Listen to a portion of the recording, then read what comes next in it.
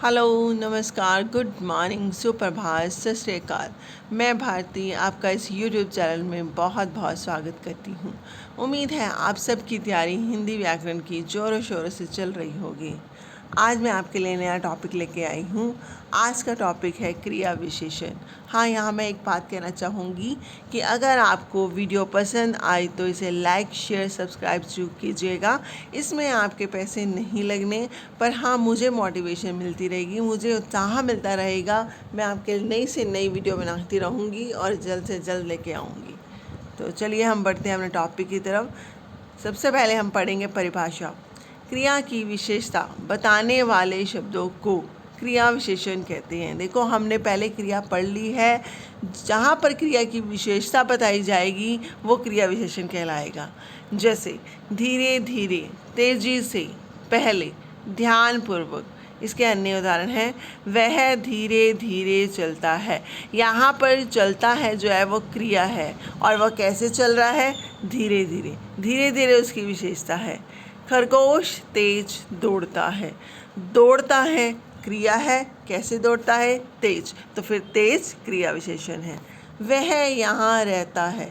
रहता है क्रिया है, कहाँ? यहाँ, तो यहाँ इसकी क्रिया विशेषण है जो क्रिया की विशेषता बता रहा है। हम प्रतिदिन टहलने जाते हैं। टहलने जाते हैं क्रिया हो रही है, इसकी विशेषता क्या है कि प्रतिदिन, हम ये काम प्रतिदिन कर रहे हैं। घोड़ा तेज दौड़ता है। दौड़ता है में तेज क्रिया विशेषण है। अलमारी के ऊपर कलम रखी है। कहाँ रखी है? ऊपर रखी है, तो ये इसका क्रिया विशेषण है। क्रिया विशेषण का वर्गीकरण 3 आधारों पर किया गया है। प्रयोग के आधार पर, रूप के आधार पर, अर्थ के आधार पर।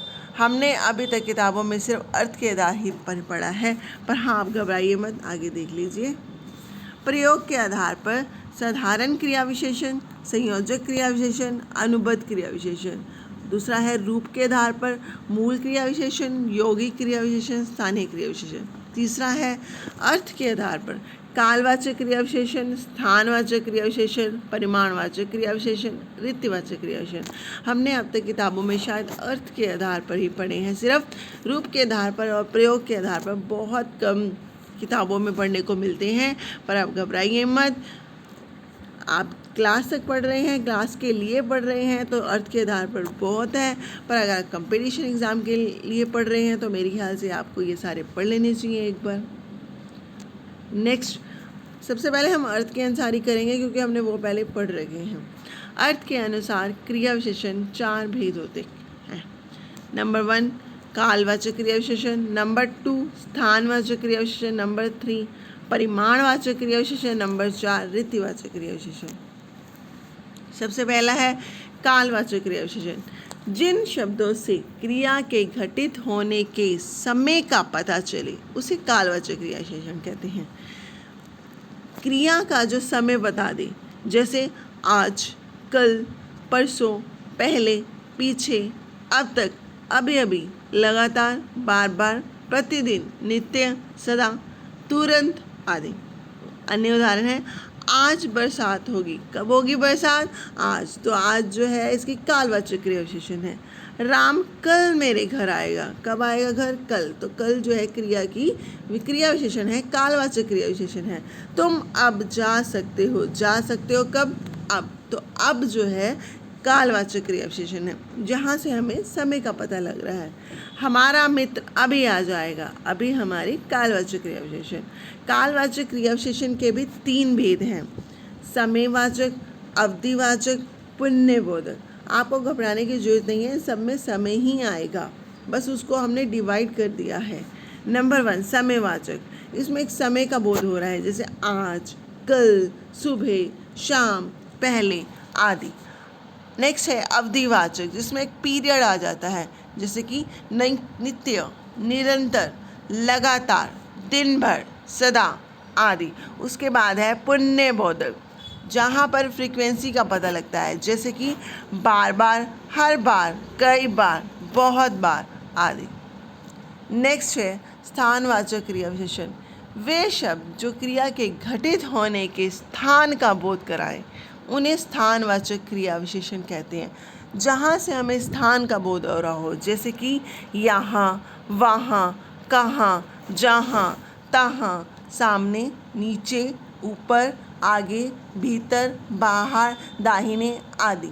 अन्य उदाहरण है, बच्चे ऊपर खेलते हैं। कहाँ खेलते हैं? ऊपर। यहाँ से जगह का बोध हो रहा है। अब वहाँ अकेला मजदूर था। कहाँ? वहाँ। तुम बाहर बैठो। कहाँ बैठो? बाहर बैठो।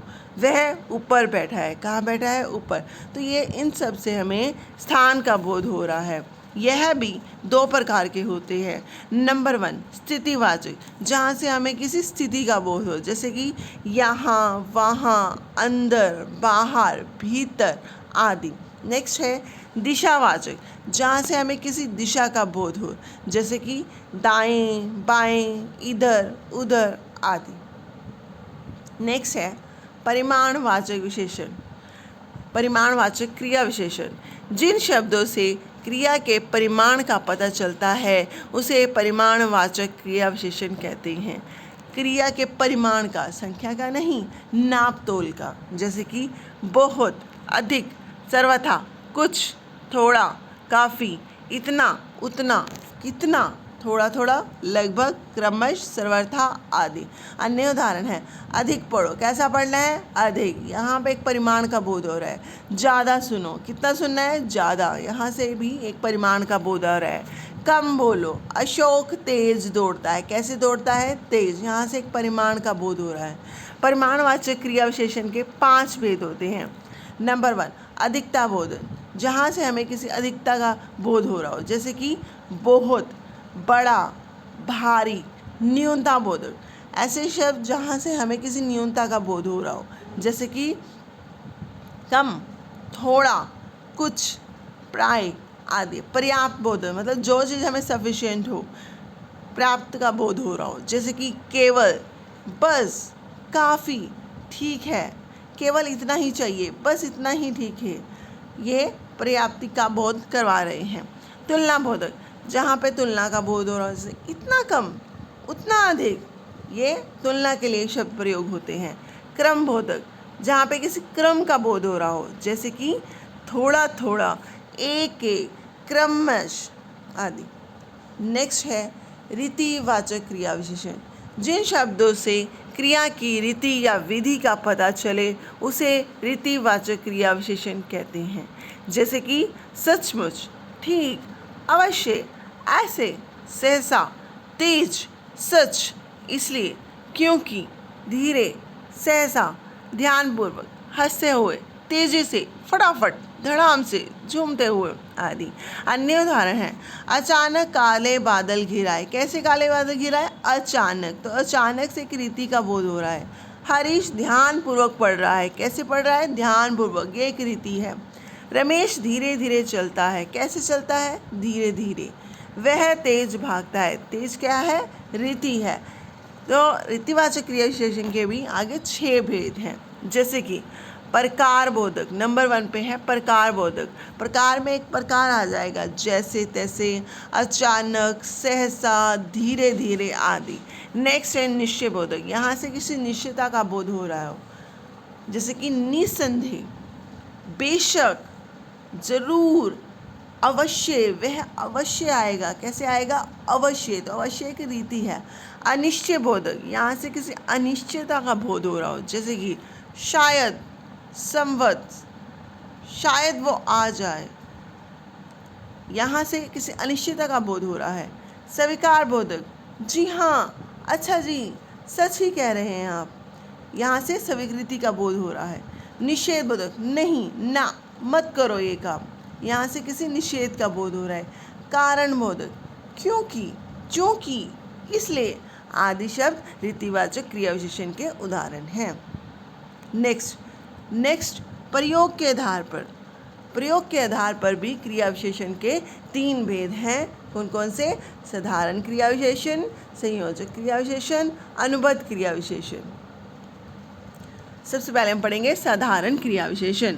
जिन क्रिया विशेषणों का प्रयोग स्वतंत्र रूप से वाक्य में किया जाता है उसे साधारण क्रिया विशेषण कहते हैं।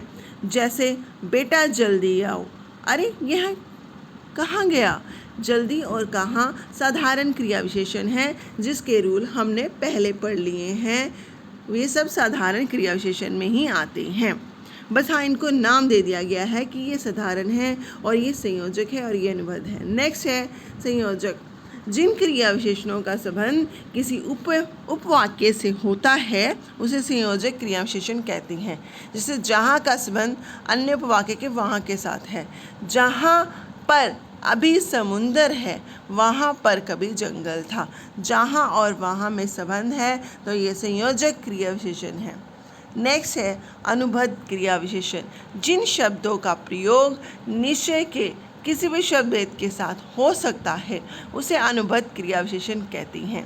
जैसे कि यह तो किसी ने धोखा ही दिया है, आपके आने भर की ही देर थी।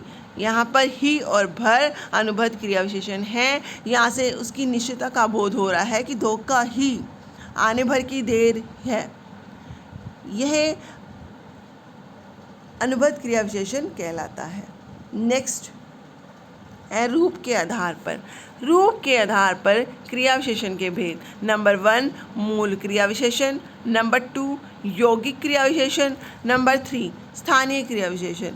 सबसे पहले मूल क्रिया विशेषण पढ़ेंगे, जो दूसरे शब्दों में प्रत्यय लगे बिना बनते हैं, अर्थात जो शब्द दूसरे शब्दों से मिलकर नहीं बनते उन्हें मूल क्रिया विशेषण कहते हैं।